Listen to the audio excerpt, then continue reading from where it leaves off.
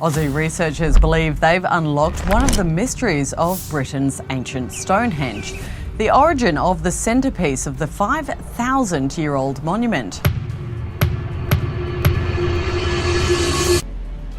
For centuries, Stonehenge has been studied from the outside. Every stone has been measured, photographed, and debated, yet something remained out of reach. So how could you have moved these into place? How could you have moved them from Wales, where the bluestones, the spotted dolerite, came from within Stonehenge? Recently, artificial intelligence was used to examine what humans could not access directly.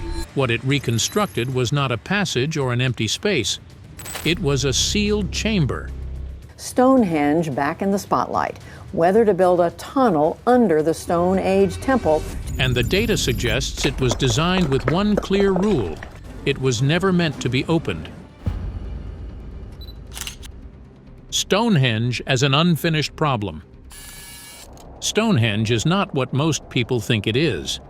It has long been presented as a monument, a symbol of ancient achievement, or a place of ritual. Yet a growing body of archaeological analysis shows that the site behaves in ways a simple monument should not. Its structure raises engineering questions that have never been resolved. Traditional explanations focus on what can be seen. They describe the stones, their circular arrangement, and their alignment with the sun during solstices. These explanations account for appearance, but they fail to explain behavior. Measurements of weight, spacing, and angles reveal a level of precision that exceeds ceremonial needs. The stones interact structurally in ways that suggest purpose beyond display. The layout deepens the mystery. Every stone appears deliberately placed, yet the purpose is not obvious. The placement does not follow a random pattern. The sarsen stones are spaced between 1.0 and 1.4 meters apart with remarkable consistency. This level of precision suggests deliberate engineering rather than symbolic arrangement. The stones appear positioned to bear load in a specific way, even though there is no visible structure above them that requires such support. Archaeologists repeatedly encounter limits where answers should continue. Excavations and surveys reveal patterns that become more precise rather than more decorative. Mapping efforts show alignments and stress relationships that imply a design extending beyond what is visible. Many researchers now argue that Stonehenge was never meant to be understood from the surface alone. The mystery is no longer framed as lost meaning but as structural absence. Something essential appears to be missing. Yet the visible design only makes sense if that missing element exists. And when we examine the sheer effort required to build what we can see, the mystery only deepens. The visible stones are only the first layer of a problem that refuses to be solved from the surface.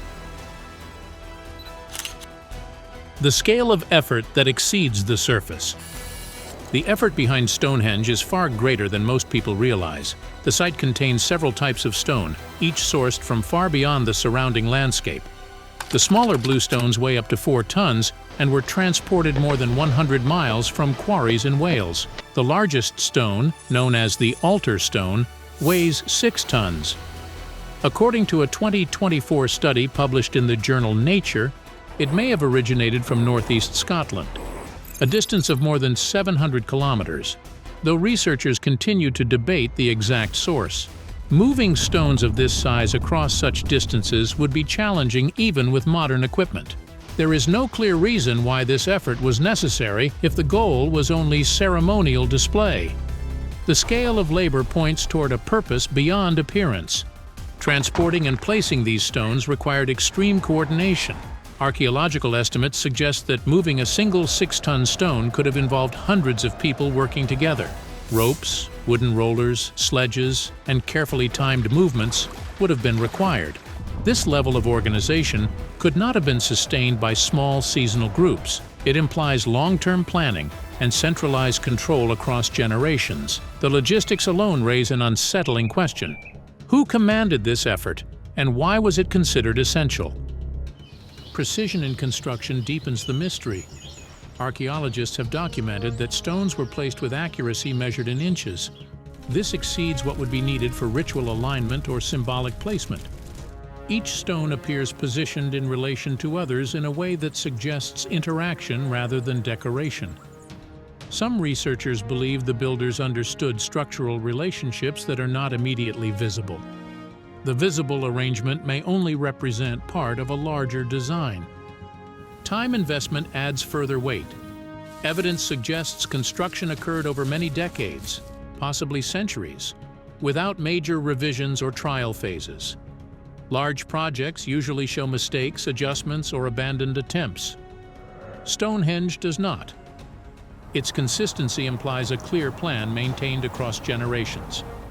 Resources committed to this project were enormous. Food, tools, transport materials, and labor were diverted at a scale that suggests something vital was at stake.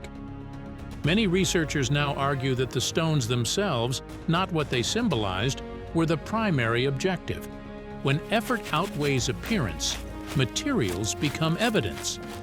The scale of work suggests that the visible monument was secondary. Whatever mattered most was not meant to be seen on the surface.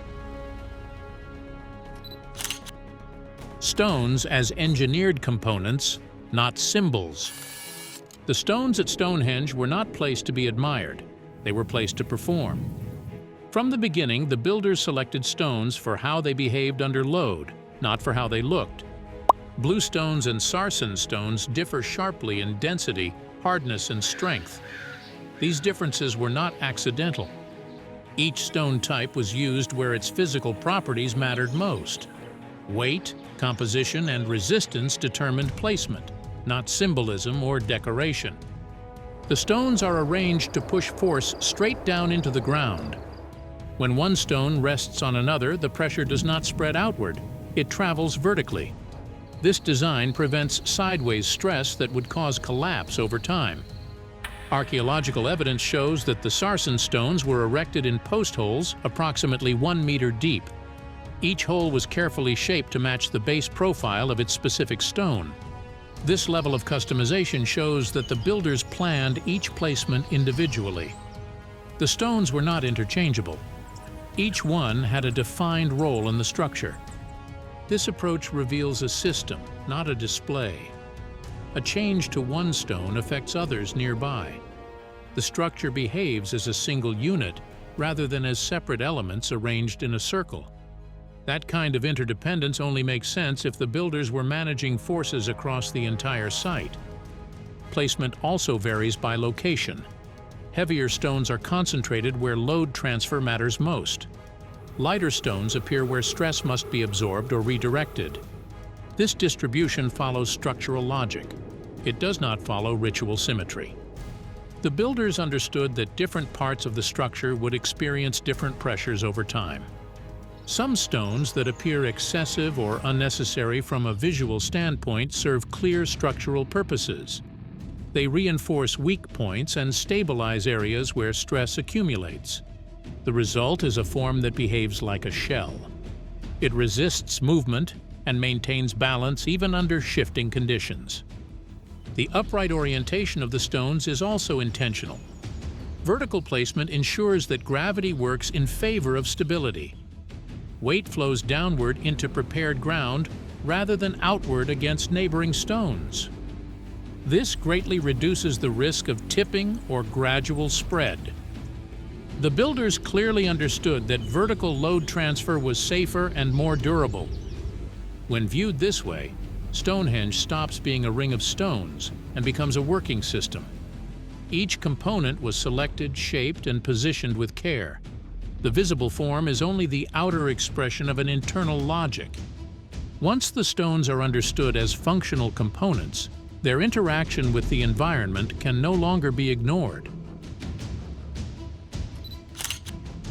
Alignment, sound, and contained effects. Stonehenge's design interacts with the environment in ways that go beyond structure. Reports show that many of the celestial alignments converge inward, pointing to the center rather than outward for observation. The solstice sunrises and sunsets line up with specific stones in such a way that light reaches the circle's core, precisely at certain moments. Some researchers speculate these alignments were not meant for casual viewing. Instead, they may mark specific windows of activation, moments when some effect could be triggered at the center. Sound at the site also behaves strangely. Experiments and local reports indicate that echoes fade unusually fast for an open space. Vibrations from shouts, drum beats, or stone strikes are altered depending on whether they occur at the center or the perimeter. Some observers note that the sound seems contained, as if the circle redirects or dampens it. According to some researchers, the effect cannot be explained by stone size or layout alone. The arrangement appears to control acoustic energy internally rather than letting it disperse freely. The circle seems to manage vibrations in subtle ways. Certain positions amplify or absorb minor forces differently. Wind and other environmental movements interact with the stones unpredictably, creating localized effects at the center. Unverified reports suggest that the site may have been designed to channel energy inward, focusing forces within the circle rather than allowing them to escape. This level of control goes beyond what would be needed for simple ceremonial use. Even the timing of alignments appears functional. Some researchers believe that the positions of the sun, moon, and stars were used to trigger resonance effects at specific moments. These patterns suggest planning and intention, not decoration. According to local accounts, the builders may have understood that activation could produce results that were dangerous if uncontrolled. The evidence points to containment and management, not display. The combination of light, vibration, and sound implies an internal logic to the site. Every stone, every gap, and every alignment contributes to the behavior of energy inside the circle. Researchers speculate that Stonehenge was designed to create effects that are not visible outside the circle. The structure behaves like a controlled environment, a device whose activity is meant to be concentrated within. Modern archaeologists have struggled to test these theories using conventional methods. Reports show that repeated measurements often give inconsistent results because the effects are subtle and require precise timing. This has led some teams to bring in improved technology. Advanced sensors, simulations, and AI-assisted analysis are now being applied to detect patterns that humans alone cannot measure. These tools allow researchers to study alignment, resonance, and energy behavior with far greater accuracy than ever before. How AI reconstructed what could not be dug. Archaeologists studying Stonehenge faced a serious limitation. The most unusual signals were coming from deep beneath the stones, but digging was not an option. Any attempt to excavate the center of the monument risked damaging the stones, collapsing the structure, or permanently altering one of the most protected sites on Earth.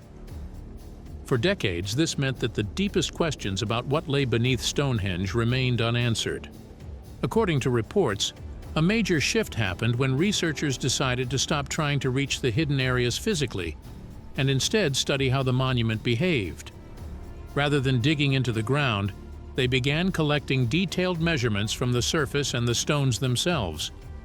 This included precise mapping of stone positions, weight distribution, vibration patterns, and how sound moved through the structure. All of this information was fed into artificial intelligence systems designed to analyze complex structures.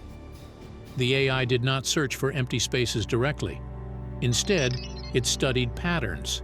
It examined how pressure moved through the stones, how vibrations changed at certain points, and how energy appeared to flow inward rather than outward. According to experts, this approach allowed the AI to detect hidden features indirectly by observing effects rather than surfaces. The process worked step by step.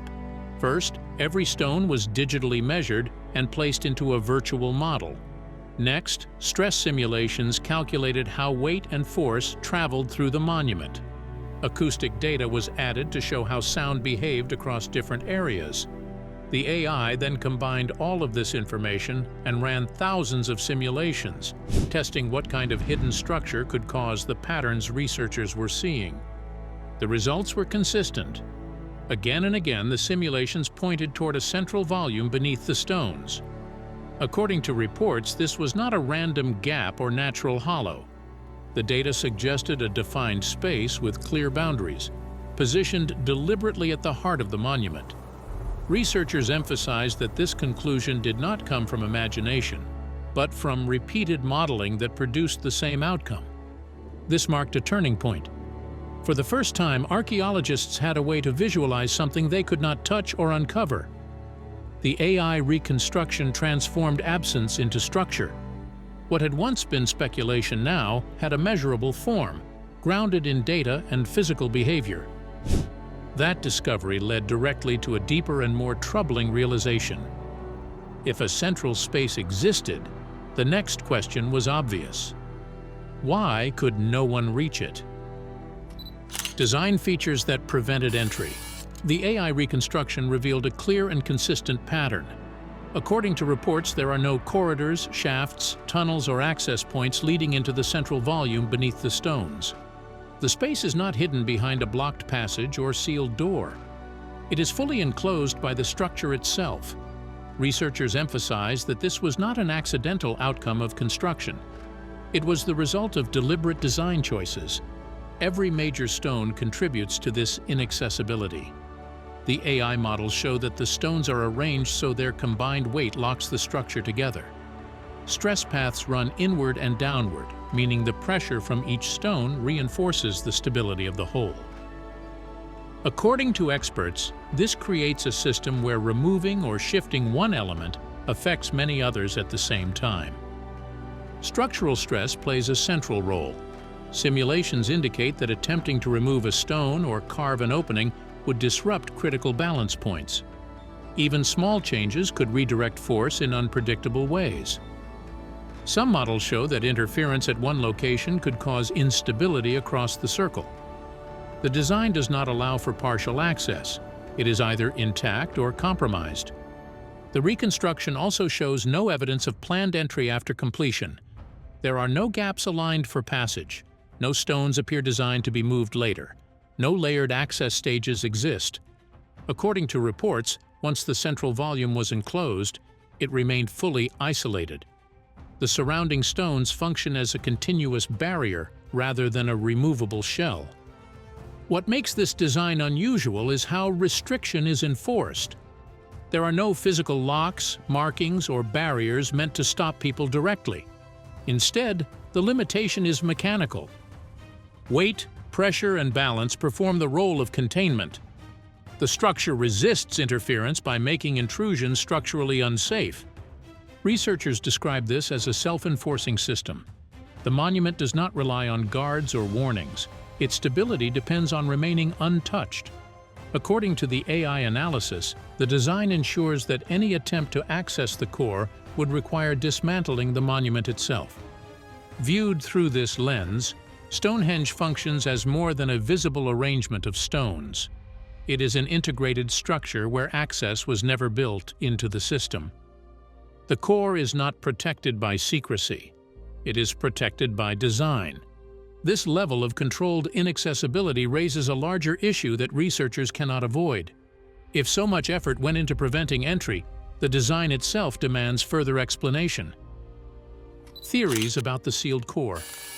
Once researchers accepted that the sealed space was intentional, the focus shifted to why it existed at all. According to reports, archaeologists and engineers began proposing theories based not on myth or symbolism, but on behavior. The sealed core was not treated as a room or a chamber meant for entry. It was treated as a functional space that had to remain untouched. One theory suggests the sealed core was designed to stabilize the entire structure. According to some researchers, the weight and arrangement of the stones only make sense if there is a controlled internal force. The sealed space may act as a balancing system. If disturbed, the structure above could lose stability. This would explain why no access route was ever built. Entry was not forgotten. It was forbidden by design. Another theory emerged when AI-assisted models were tested against long-term data. Unverified reports show that static models failed to explain repeated stress shifts detected within the structure.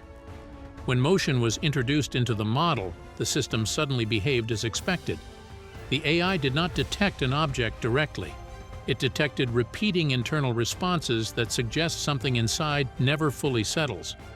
Researchers describe the behavior in careful terms. The internal responses resemble a rounded mass that keeps moving. Stress points shift in slow cycles. Acoustic reactions repeat as if responding to motion rather than structure. According to some analysts, the simplest explanation was continuous movement. Not chaos, not impact. Movement that never stops. This possibility disturbed many researchers. If something inside is always moving, then opening the structure would not just reveal it, it would interrupt it. According to some engineers, stopping that movement could cause a sudden release of force. Others fear the opposite, that allowing it to escape could damage the entire system. Another theory focuses on containment rather than danger. Some believe the sealed space may have been designed to isolate an effect rather than an object. The movement detected may be a byproduct, not the purpose. According to reports, the AI models suggest the system works only if the core remains closed. Once opened, the logic collapses. The structure stops behaving as intended. There is also a more unsettling idea. According to unverified interpretations, the builders may not have fully understood what they were sealing. They may have only known that it had to be contained, balanced, and kept away from human contact. The precision of the design suggests urgency. The lack of reuse suggests fear. The absence of access suggests finality. What shocks modern researchers is not the mystery itself, but the discipline behind it. Whoever built this system resisted every temptation to look inside. They completed the structure and walked away.